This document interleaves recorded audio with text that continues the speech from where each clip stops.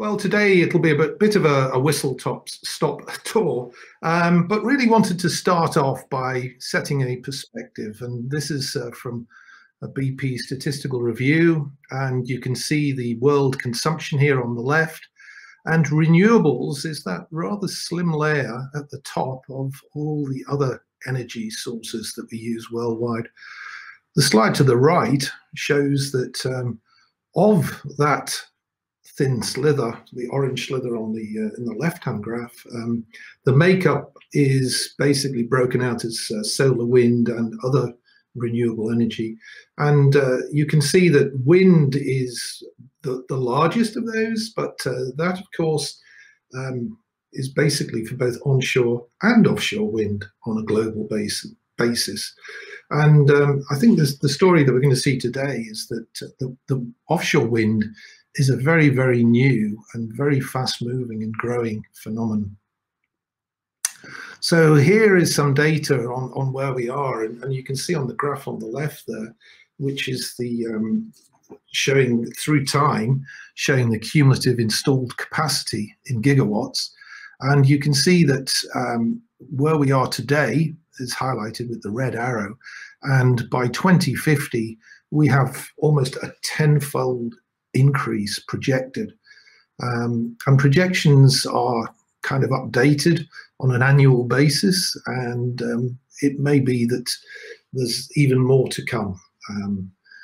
On the graph on the right, you can see the annual deployments, and these are sort of going up and plateauing towards 2050. Now, part of the reason for this is that wind farms have a design life of 20 to 25 years. So as you build new wind farms, you're actually decommissioning some of the old wind farms. And so at some point you're running to stand still. But in terms of growth, this industry is really in its infancy and has got huge potential ahead. So why offshore wind energy? Well, onshore wind has been used for 1,000 years or more. There are examples in the Middle East of some very primitive turbines. But for offshore wind, I kind of picked out just some words. New? Well, offshore wind is actually 30 years old this year. That's the anniversary of the very first offshore wind farm. Unlimited, faster winds. Well, compared with onshore, the winds offshore tend to be faster. They build up a little bit of momentum as they get away. Steadier. Onshore, with the mountains and with the forests and the built-up areas, there tends to be more turbulence, whereas as you move offshore, perhaps more laminar flow, more linear, steadier flow. Non-polluting, well, yes, there's certainly no emissions from wind turbines. Plentiful, well, offshore wind is plentiful, but it doesn't blow all the time, and that's often cited and recognized as a drawback with offshore wind. But it's there's a lot of places around the world where if one area is not producing power, other areas will be. Sustainable and clean, I think that speaks for itself. I've put in mainly environmentally friendly. There is an issue that's again well documented with the fact that turbine blades currently can't be recycled, and that is an issue for landfill. Huge aerial extent. Well, that's really the offshore, 71% of our planet. Now, it's unlikely we're going to see wind farms in mid-oceanic settings, but there is a lot of coastline and there's a lot of continental shelf.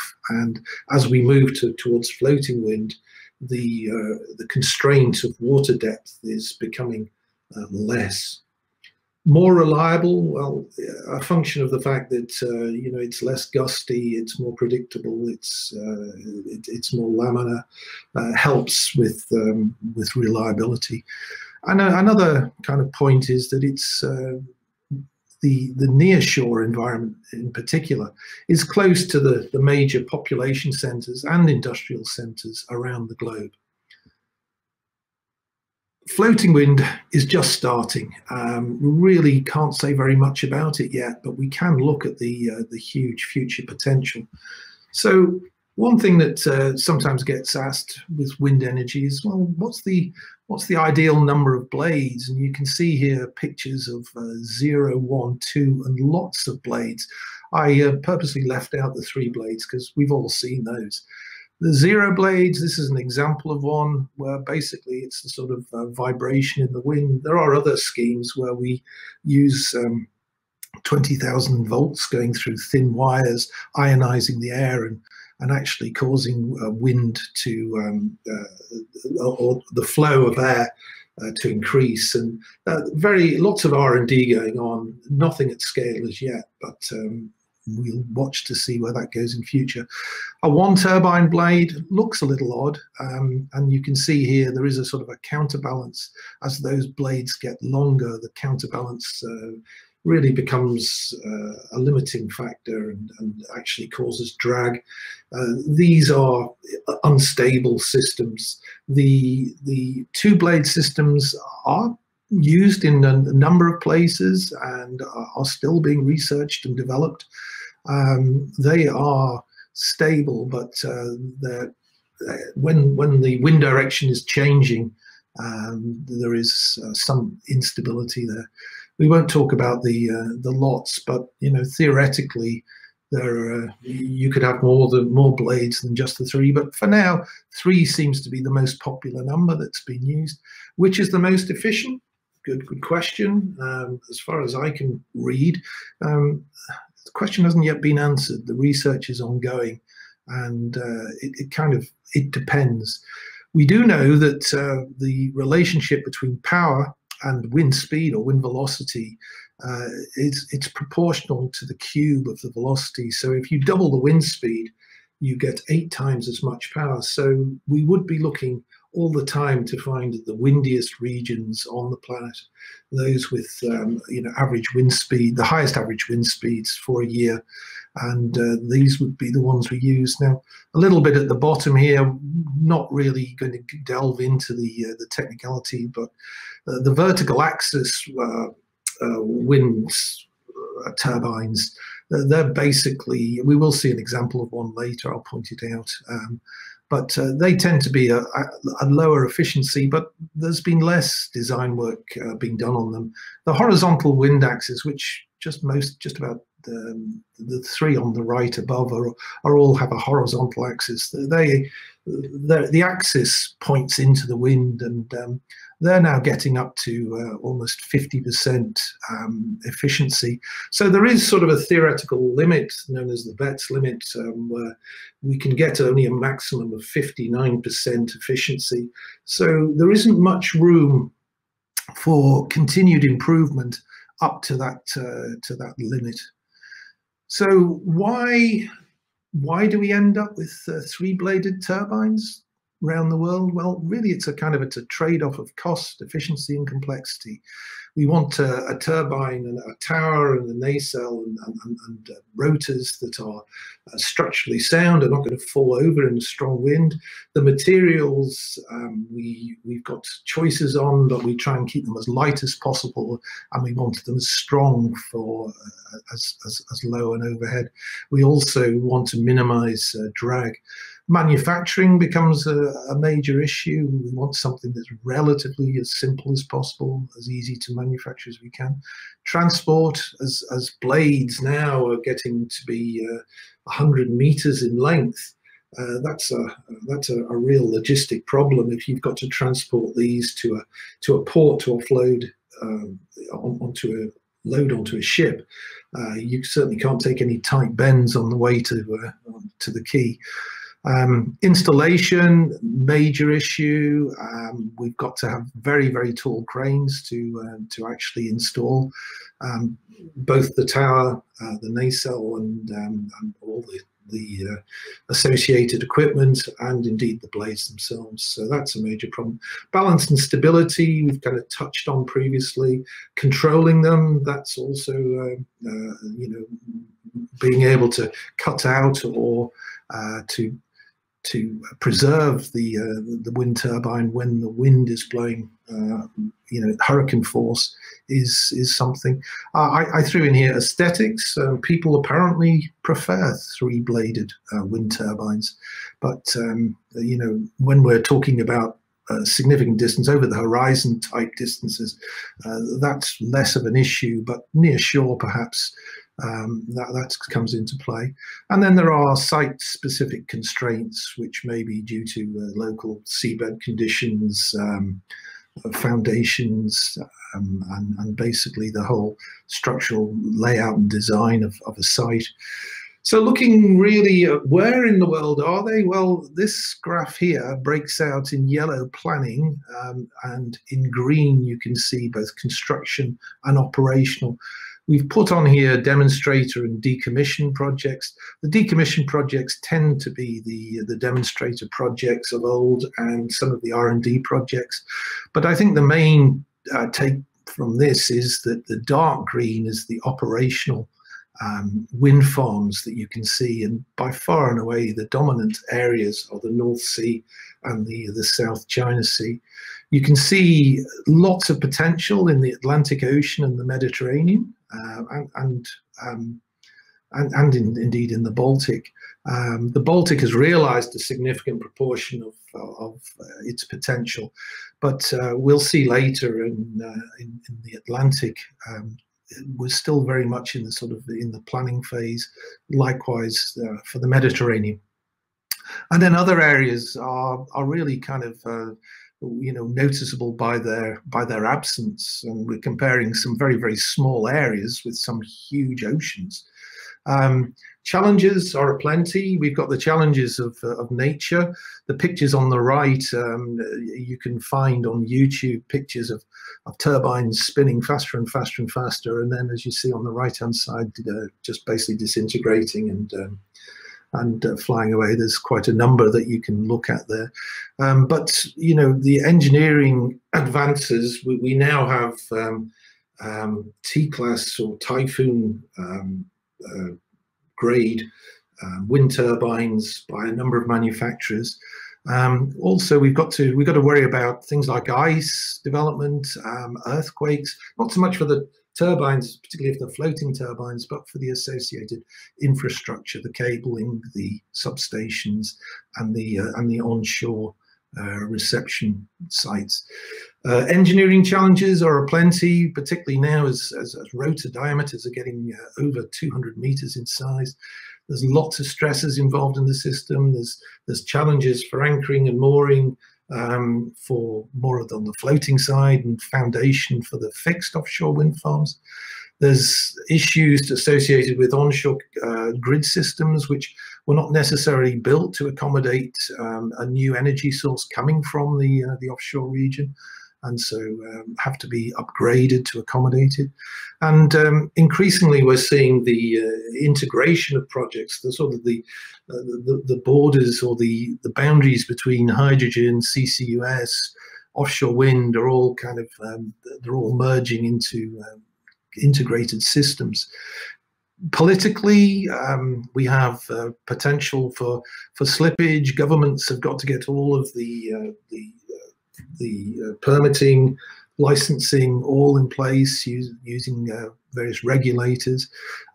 Subsidies have been very, very useful in the past to actually kick off the industry. So the contract for difference type, sort of a guaranteed price that actually makes it investable for companies.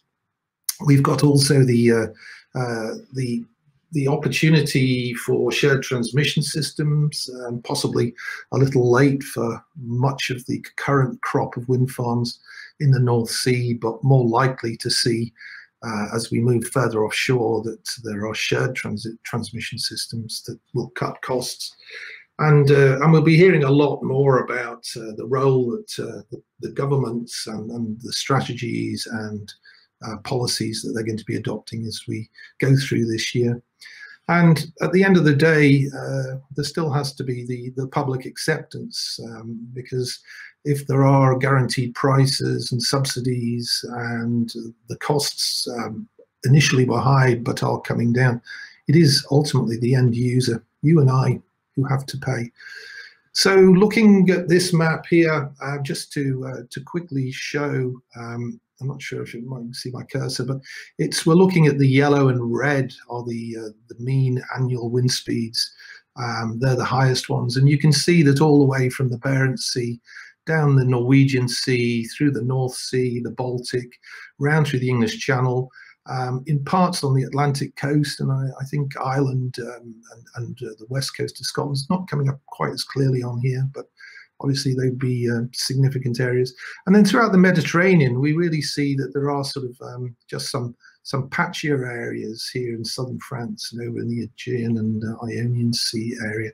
So difficult to find online a quality map. So this particular image is very blurred, but I think you can see that there's a lot of activity here in the southern North Sea up to Denmark, through the Kattegat into the German and Polish sector of the Baltic, and then on over even to Estonia, up to Sweden, Finland, and now we're looking at with wind farms off the east coast and indeed west coast.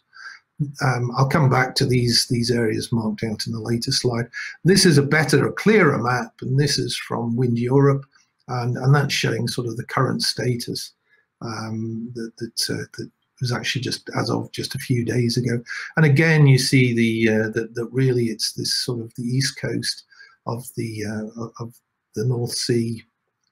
Sorry, the west coast of the North Sea, I suppose, the east coast of the UK, the Irish Sea, right across here through Belgium, Netherlands, Germany. Increasingly, France is developing here. We've got, again, the Kattegat, let me go back, and then into the Baltic and Sweden. So that's the kind of the current status. We have a huge number of different maps of different things, and this is an old map showing the sort of the cost per megawatt hour, and again identifying the areas where it's regarded as having the best potential for cheap energy, and indeed they are the areas that are popular. This map basically showing water depth shows why the development has been particularly in this region here.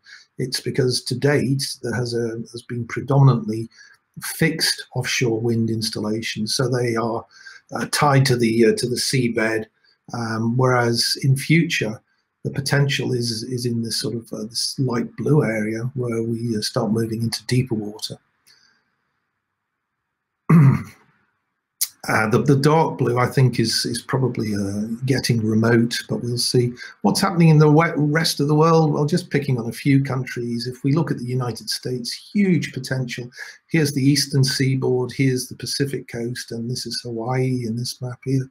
Now, of all these wind farms that are all at various stages of conceptual or actual planning, going through environmental assessments, there are only 2 wind farms operative. That's Block Island and this CVOW wind site here. Together, they only amount to just about 50 megawatts of power. So by North Sea standards, it's a relatively small wind farm. You may have read last week that the Biden administration has basically approved the Vineyard wind farm, which will be the next to go ahead. Just quickly looking at Taiwan, lots of developments here in the Formosa Strait, so everything really confined to the west side of Taiwan. And on the other side of the straits, on the Chinese side, you can see the number of wind farms in China at varying stages of development as we go forward.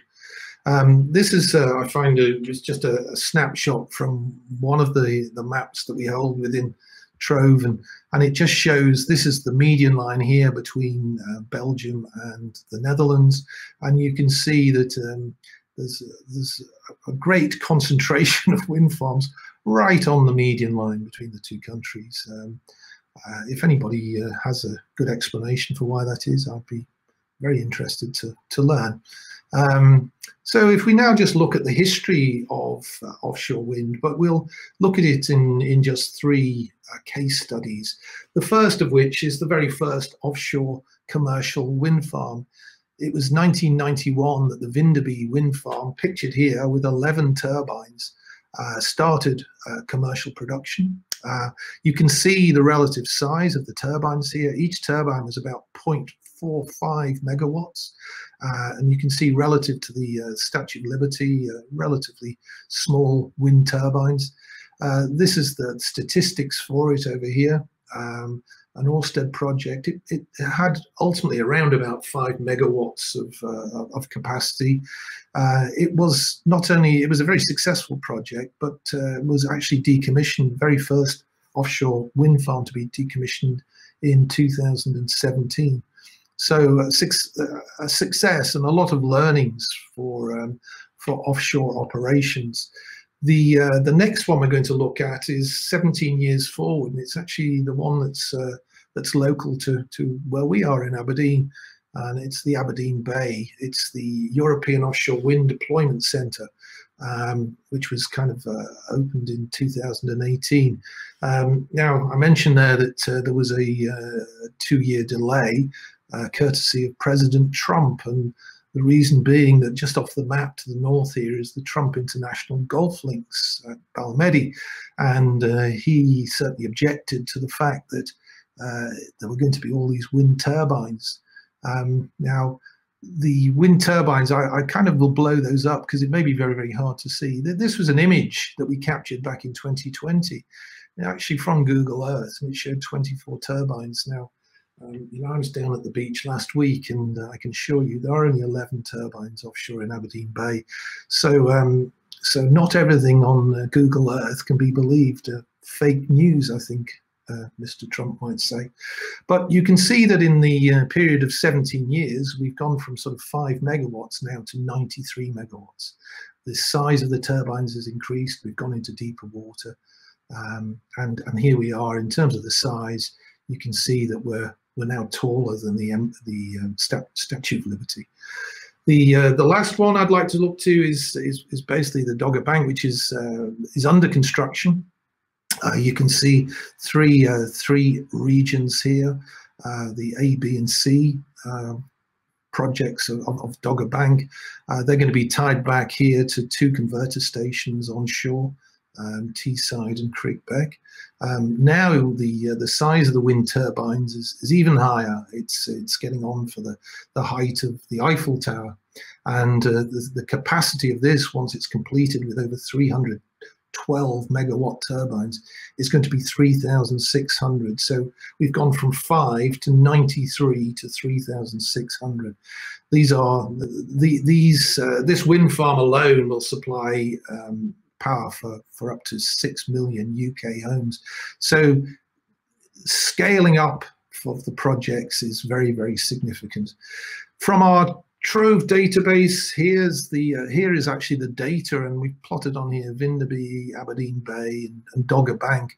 And this is a plot of, through time, the turbine rating. And you can see that initially we started out with very, very small turbines, and they've got increasingly larger and larger and larger with time, and no apparent halting to that increasing trend. The main reason for that is given on the slide on the right, and the turbine rating is really, you can see that as you increase the rotor diameter, then the turbine rating is really picking up. Although if there is a curve there, it does look like it's kind of turning over a little bit. What are the technical limits for turbine rating or rotor diameter? Well, if anybody knows the answer to that, please put a comment in the chat. Likewise, for the wind farms themselves, you can see that here's the year that the wind farm was commissioned, and this is Vindeby here back in 1991. And you can see we're projecting out some to as far as 2030 on this particular slide. And this is the distance offshore, and you can see that there is a trend to go increasingly further offshore. This is 2021 here on the red line. But there's still capacity closer to shore, so there will always be an increasing spread where Some countries and some areas are developing close to shore wind farms, and other countries are moving further out onto their continental shelf or potentially beyond. In terms of water depth, this is versus distance to shore, as you'd expect. Water depth's generally getting deeper as you go further offshore. But this line here is sort of marking that we have fixed turbines. So these are turbines that are actually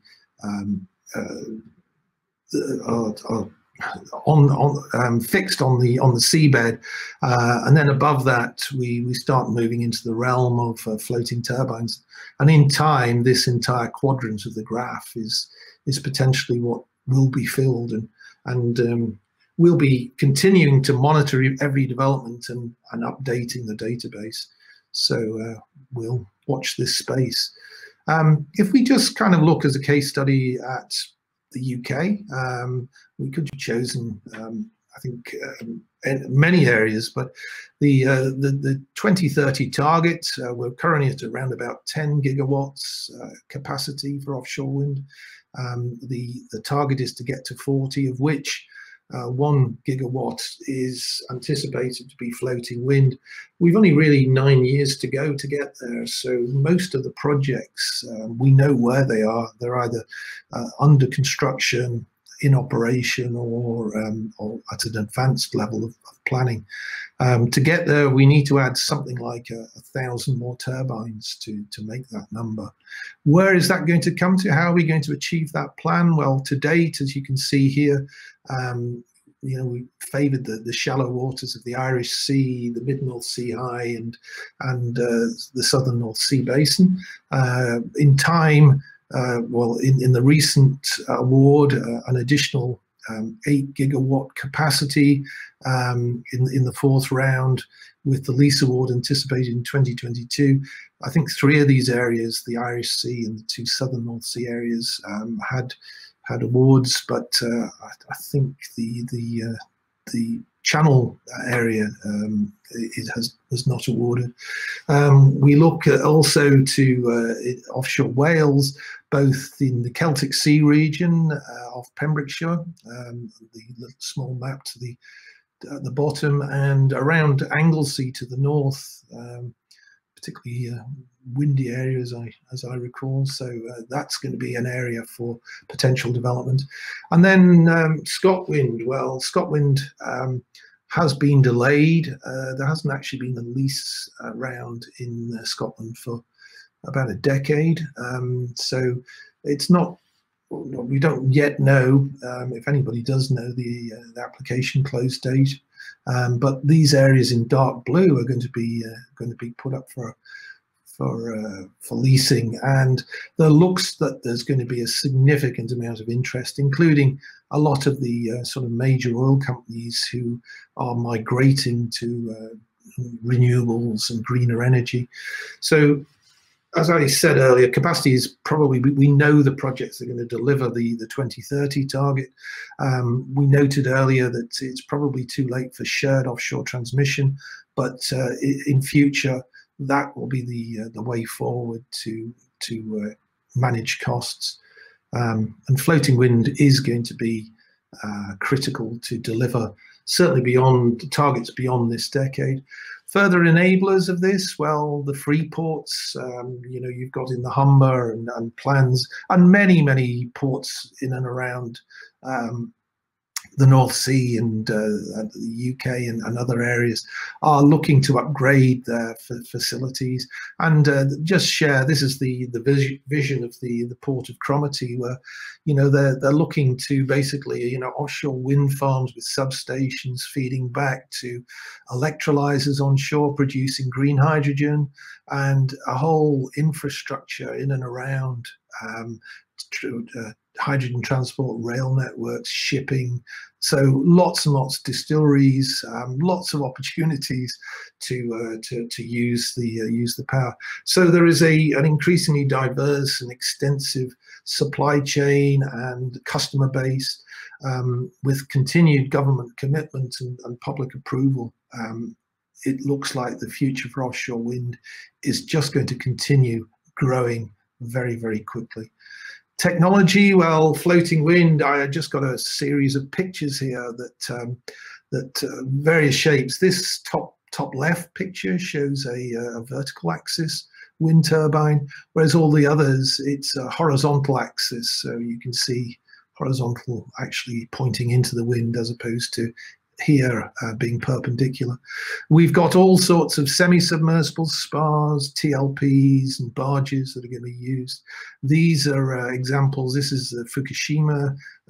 It ran for 9 years, and I think it's when you actually look at the consortia of companies that are involved in there, just about every major Japanese corporation of any size, all collaborating and combining and learning together on that particular project.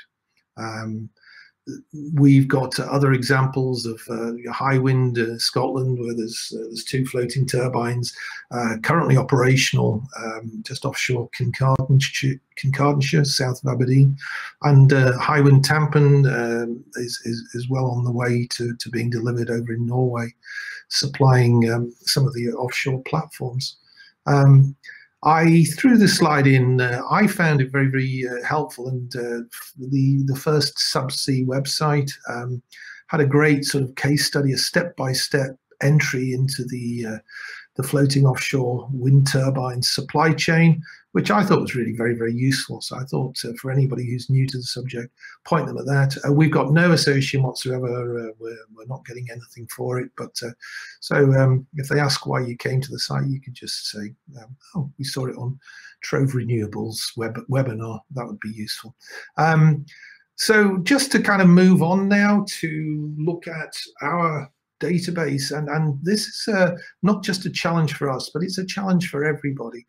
Offshore wind is very fast moving, and one of the features is that project names change very frequently, and it's very, very difficult sometimes to actually keep up with what the names have changed from and to. Here's an example of, for Hornsey, in offshore England, east coast of England, you can see these are some of the names that have been associated with it at various stages. And what we do is, one of the first things we do is we capture every possible name that it's ever been known by at various stages in the development, which is very, very useful. Incomplete data, well, there are lots of discrepancies out in the on the internet, and it's lots of changes are made, particularly late in the design phase, where there's equipment upgrades, lots of things that we try and mitigate that by basically checking back regularly and cleaning up and updating the information, and showing sometimes that, well, hey, it used to be that we're going to be using 8 megawatt turbines, but now they've switched to fewer 12 megawatt turbines, or as an example. Ultimately, it's only really the as-built spec that we're looking to capture, and that would be on project completion, when we know what's exactly being put in place. Plans change on a regular basis in wind. There's a fast rate of change, so we have dedicated researchers monitoring worldwide developments. So we've done all the hard graft so that it will make it easier for you to actually find your way around.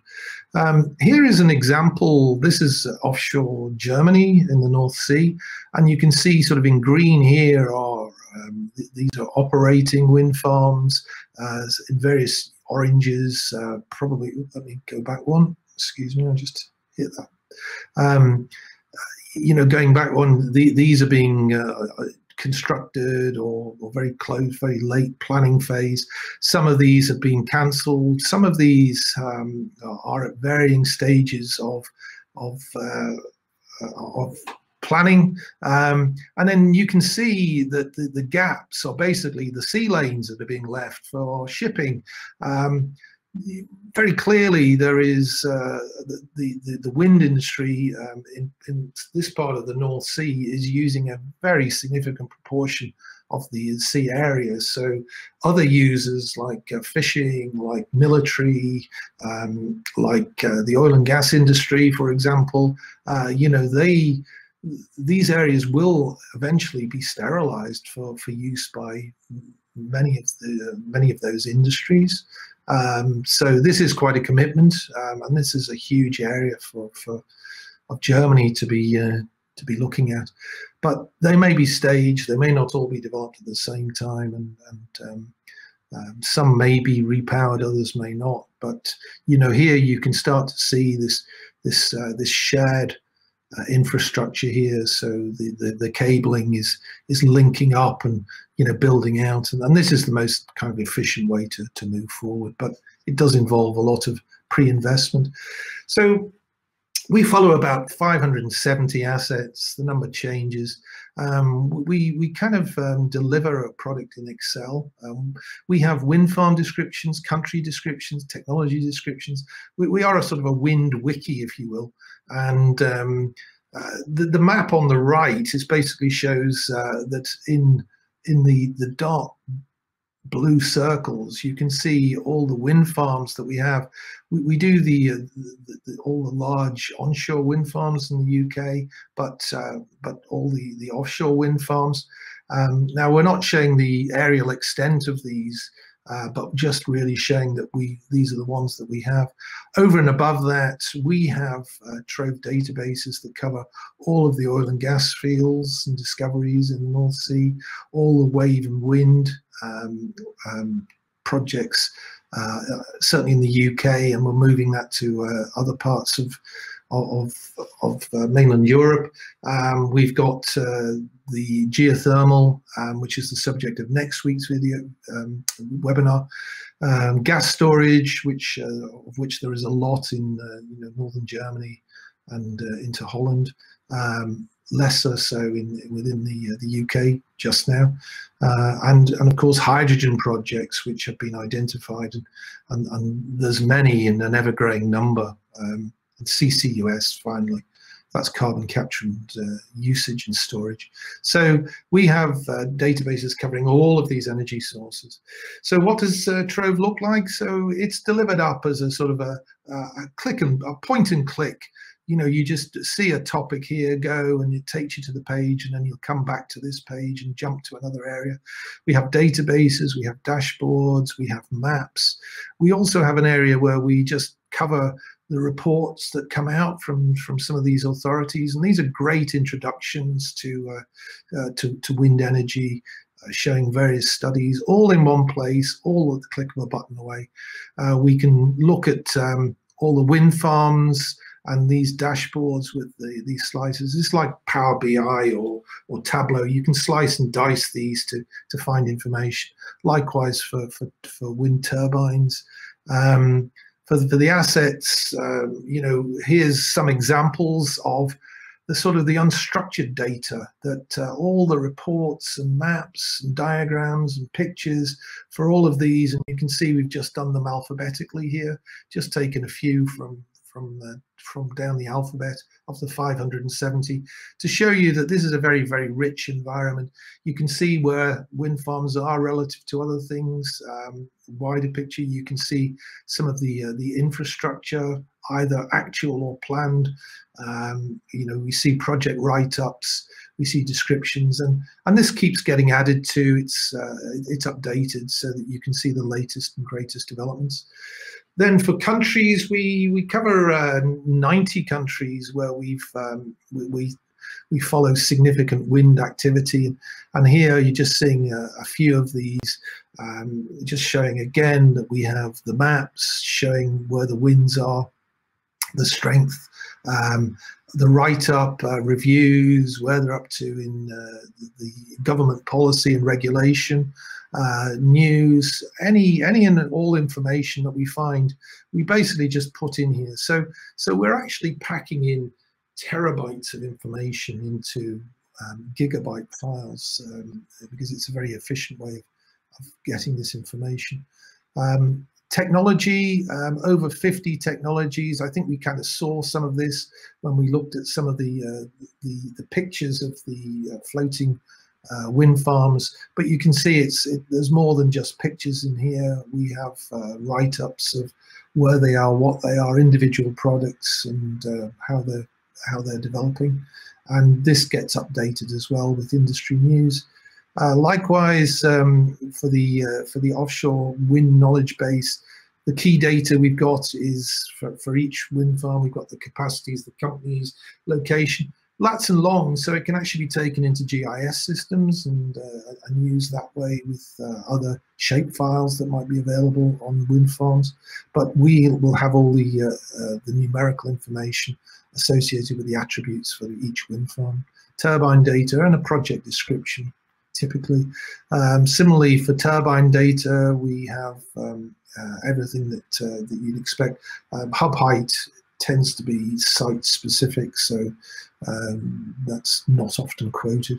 And we can kind of wrap this up in sort of some of our infographics, which you'll see increasingly. So this infographic here is actually for the UK sector of the Irish Sea. So you can see 12 operational wind farms, 13 in total, 1 planned.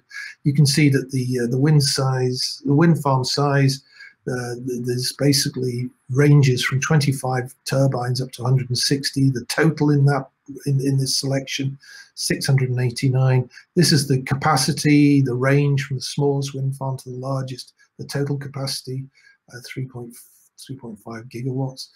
You can see the year commissioned. So typically these are from 2010 to 2019. You can see the size of the turbines and see that many of them are actually have been out for a number of years now and are sort of smaller than what would be shown today. The distance to offshore varies. That's 6 to 23.5 kilometers offshore. The height ranges, the tip height, the rotor diameter. So all of this stuff, and the range in water depths is given some averages over here. So for any area in the world, we can just basically take a view and look and assess the maturity of it, assess the potential in the region. So these reports can be done pretty much automatically updated. So what does Trove cost? I think Rose touched on this earlier. So we have a sort of tiered system for pricing from small to large companies, but at £15,000 even for a large company, this is saving a huge amount, man-years of effort pulling this information together. Regular downloads and an annual. Once you've paid once, you only pay 30% of the asking price in follow-up years to maintain the system. So I thank you very much for your time, and I hand back to Rose, and we'll take any questions if there are any. Thank you, Mike. And thank you to everyone who tuned in today.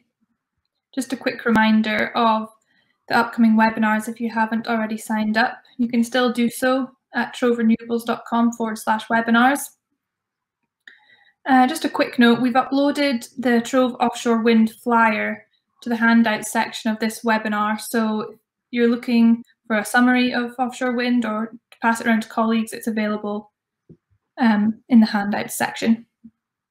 So we have time now for a few questions. So if you could leave them in the box to the right-hand side. Any questions we don't answer, again, we will answer them online and they'll be available from tomorrow. So we have a few questions here, Mike. The first one is, in your opinion, what is the most exciting area globally for offshore wind development? Well, everywhere in the world's got potential. I mean, even in areas, let's say towards the equator, where the wind doesn't blow quite as hard as it does at higher latitudes, there's still potential to use smaller turbines, maybe 2, 3, 4 megawatt turbines to actually supply local demand. So there is the potential there. The challenge is getting the industry started in the region, and certainly in places that's required government subsidy and full government support to make it happen. I think the exciting areas, to my mind, the North Seas and the Baltic still continue to look very, very exciting. The US is looking like it is now engaged, and it is going to be a fantastic growth area. But there's pretty much everywhere in the world, you know, the 90 countries that we have and we've looked at, they're all to some degree or another, they've done the desktop exercises, they've done their environmental assessments, and they're looking for investors, they're looking for companies to get in there. So there's many places that are going to be interesting to watch in the years to come. Thank you, Mike. The next question is, what factors typically control the cost per megawatt hour? That's not my area of expertise. I mean, you know, I read that the cost is coming down. I mean, you know, the industry could only get going with the price guarantees, you know, to actually any new energy system, even if it's hydrogen for transport for cars, to build the filling stations, to put the pipelines in place, everything associated with it, there is going to be an initial investment. But for wind, certainly in certain parts of the world, and it looks like certainly in the North Sea, it looks like we've crossed that hurdle now, and the price of electricity from wind is getting to be very comparable with, or competitive rather, with other sources of energy. Absolutely. Next question here is, are there any issues with transportation and or storage of the electricity produced? If there are, what are they? Which method is the most efficient? And is there any other method under development? Yeah, so what are the issues with transportation? I mean, there is the transporting it to the coast and then actually getting it into the existing grid. That can be a major issue. It's certainly something that has been looked at in a lot of detail in places like the eastern seaboard of the US. So there are challenges there, and that all has to be designed and engineered to work. Which method is the most efficient? Well, you know, increasingly people are looking to systems like electrolysis, where when there is an oversupply or an under demand for electricity, the power can actually be diverted and used for creating or generating green hydrogen, for example. And we'll see more of this in 2 weeks' time when we have our hydrogen our webinar. But yeah, hydrogen is a good place. Electricity, I mean, you know, if you look at batteries, though they hold some potential, scaling them up is going to be an enormous challenge. And even some of the greatest battery banks are only good for a day or two supply to a small town. You know, we've got to look at scalability of these things, and it could be that hydrogen is the answer, or hydrogen storage, various means. There's lots of challenges out there. Have I answered all the questions? Is there any other method under development? I'm sure people are looking at all sorts of opportunities and developments, and we capture a lot of those in our energy storage knowledge base. We have time now for probably one more question. Final question is, does the system have contact information for individuals, meaning TROVE? So, sorry, could you which question are we on? Does the system have contact information for individuals?